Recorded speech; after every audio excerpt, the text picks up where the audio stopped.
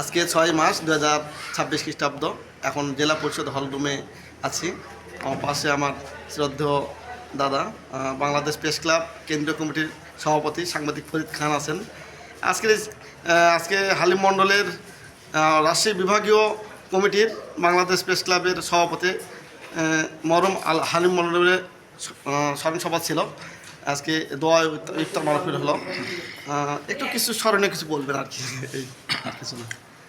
হালিমকে নিয়ে শুরু করেছিলাম রাজশাহী বিভাগের প্রতিটি জেলা উপজেলার সাংগঠনিক কর্মকাণ্ড। আল্লাহ হালিমকে ভেজ নসিব করেও আল্লাহর কাছে এই মিনতি করছি, এই দোয়া করছি সকলের।